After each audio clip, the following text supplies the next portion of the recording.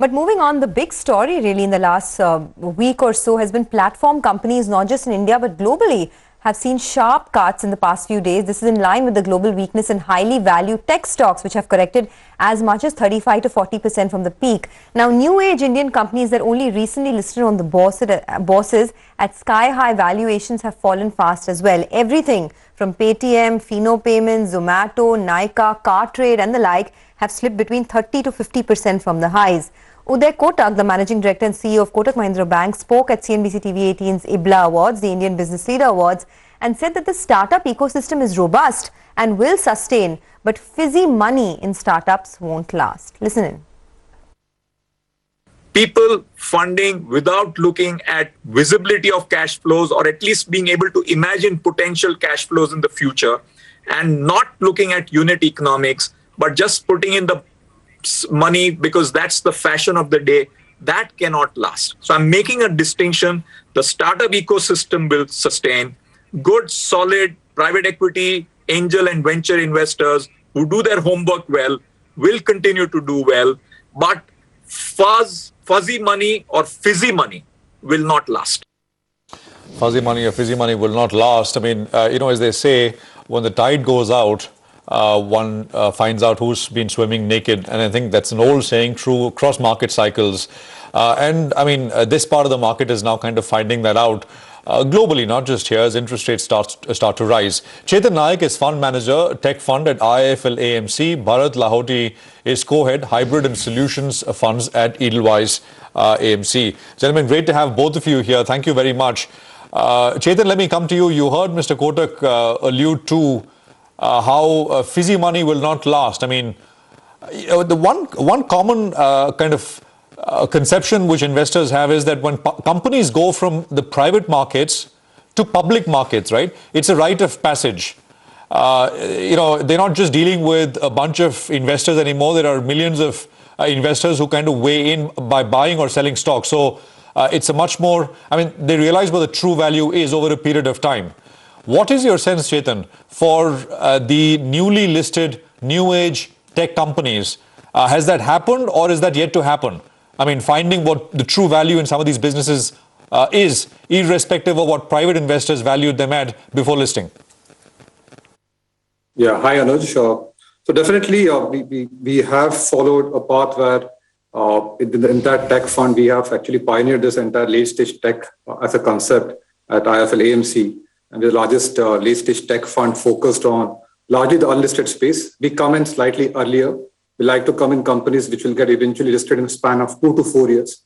But having said that, we have a very strong focus on the overall business sustainability and the unit economics. We like businesses which have hyper growth and have multi-decadal growth prospects. But for us, the overall unit economics are very important. And alluding to your first question on platforms, we are very firm believers of platforms. And in fact, as a strategy, we have 3 themes within platforms. And that is the underlying fund where all the investments have been done. Almost 20 investments we have done in the unlisted space. We like 3 themes within platforms. One is that we like winner takes all models, companies like the food delivery companies or Policy Bazaar. We like the second theme we like is vertical leaders within e-commerce, or they could be across B2B commerce. Again, we have done a bunch of investments here. Companies like Licious, which is the leader in the meat space, or companies like Upgrad or Homelane. And the underlying theme here is that most of these companies where you have invested, they are highly capital efficient. The same way Nykaa was built on the principles of capital efficiency. And third theme which we invest is some of these very unique tech-based business models, where the underlying tech is so differentiated that practically there is no competition for these companies. So again, we have come in some fantastic business models, companies like Pine Labs, companies like Daily Hunt, companies like Zetwork. So in a way, we believe in these platforms because they tend to get dominant. The players tend to be very dominant. And over a period of time that we have seen that they create disproportionate returns. And we have seen this panning out in the US markets also, if you go back for the last 2 decades. Definitely the space in the listed segment is going to be volatile. But what is important is that if you stick with quality assets, where the overall business model is very strong, the unit economics are fantastic, the companies have a path to profitability, companies are not relying on multiple rounds of financing, you would definitely find good assets in this space. And that's what the fundamentals we are trying to pick when we are building our portfolio at IIFL AMC as well. Okay, Chetan, I'm just trying to play the devil's advocate here, right? Because you are seeing a major fall in many of these stocks. And you said that the business economics or the unit economics for these companies are very good. But until when? I mean, let's take Nykaa, for example. It was doing well up until now, but there are so many larger players entering the fray. I mean, Reliance has a massive omni-channel beauty platform that they're ready to launch. They've made 2 acquisitions to sort of take forward that platform as well. How long before some of these companies like Nykaa are going to bear the brunt of that? Yeah, absolutely. It's a very good question. So we have to see this in prospects of the overall market opportunity. And if the market opportunity is going to be very large, competition is definitely going to come in. But by nature, some of the segments, some of the categories tend to be a duopoly kind of play. So for example, if you look at food delivery, it's a equal market share duopoly between Zomato and Swiggy, and both are fantastic business models and fantastic founders and very well-run businesses. At the same time, if you look at probably Policy Bazaar, right, it has almost 50% market share in the entire online insurance space. And the way to look at this is that if you look at Nykaa, the question what you asked, broadly the beauty segment, only 5 to 6% of the beauty segment has seen online penetration. And within that, Nykaa has a 30% market share. So it's not that Nykaa is not growing on a year-on-year basis. Definitely valuations, one can debate what is right, what is not right. But fundamentally, this business is one of the few businesses which has been built on the tenets of capital efficiency. They have raised very less capital to build what they have built in. Competition would come in, but definitely for platforms, you tend to create entry barriers, because if you look at the cosmetics business, the kind of relations you build in with some of those top brands and how do you try to bring in the platform, it does create entry barriers. And digital businesses tend to need a lot of capital upfront, but as they grow up, you tend to see more of organic visits coming from customers. The overall CAC comes down. So in the longer run, these business models tend to have much higher operating leverage. And when that happens, the businesses start generating good amount of returns. So for example, again, if you look at Policy Bazaar, the core business, if you look only in terms of unit economics, 35% contribution margins, which is fantastic. So you'll have to separate the business between Policy Bazaar and Paisa Bazaar and to look at how the core businesses, because some of these businesses are also trying to bring in option value. The way Swiggy is trying to do it via Instamart. But the core business stands strong in terms of unit economics, and that is more important way to look at. At the same time, if you look at insurance space, out of roughly $120 billion of written premium, just about 1.5% is in online space. So in a way, these segments are going to see very good visibility of growth, and it's not just for next few years, but it's a multi-decadal growth story. So in that sense, the creator of value in some of these assets is the underlying growth of the assets. And eventually valuations will be fluctuating in the listed space, probably lesser in the unlisted space. But the creator of value would be the underlying growth. For example, in our portfolio, already there are companies, almost 40% of companies growing at 100% CAGR. And there are almost, the minimum growth we are seeing is 40%. And there are companies which are growing almost to the growth of 200% CAGR. So that is what we believe in. Sure. No, we're not arguing about the fact that there is growth in this space for sure. It's just that the valuations may not justify this growth. And also when you talk about entry barriers, I mean, we've seen what's happened in the past, right? Look at fashion, for example. The space was dominated by a Myntra and a Jabong, and here comes Ajio and Tata Click, and now a lot of the market share is taken by them. So, that was my only argument. But let's get Bharat Lahoti into this discussion as well. He's been waiting by for a while. Now, Edelweiss has a recently listed IPO fund that Bharat manages, and within that as well, they have some of their top holdings are Zomato, Nykaa, PB Fintech. So he'll also be better placed to tell us. Bharat, this is a challenging situation, right? Most of these stocks are down 40% from their 52-week highs or the highs post-listing. What do you do at a time like this? Thanks, Sonia. Just to give you a background of why this is an interesting play, obviously it's more of a macro story. If you look at it, it's playing both in private markets and public markets. You had seen close to around $42 billion being raised by a startup last year. $16 billion raised in IPO markets in 2021. So overall, this is a macro story which people are playing around. What investors are looking, especially FIs are looking at it, 3-4 basic things in the context. One is the size of the market, which is very important for many of these platform companies you talked about. If you look at it, after US and China, India offers that size and scale which a platform company needs.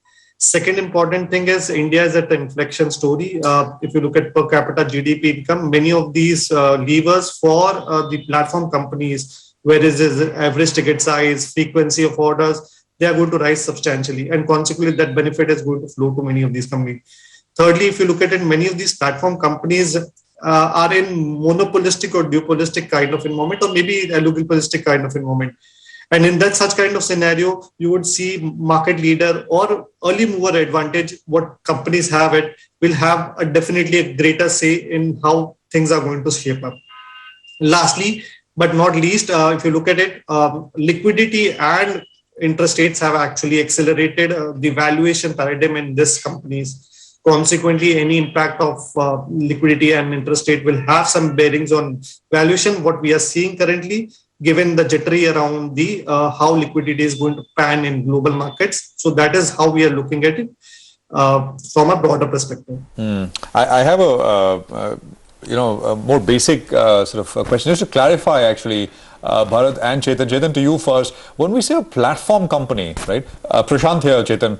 When we say a platform company, what exactly do you mean? I mean, what should be, what kind of a company should be defined as a platform company? I mean, are we talking about network effects or something else? Absolutely, the network effects. These are largely marketplaces, and by nature they tend to see consolidation, and it tends to become a monopoly or duopoly. Probably, if I can give a parallel in the traditional world, we have had very successful companies like NSE or India Energy Exchange.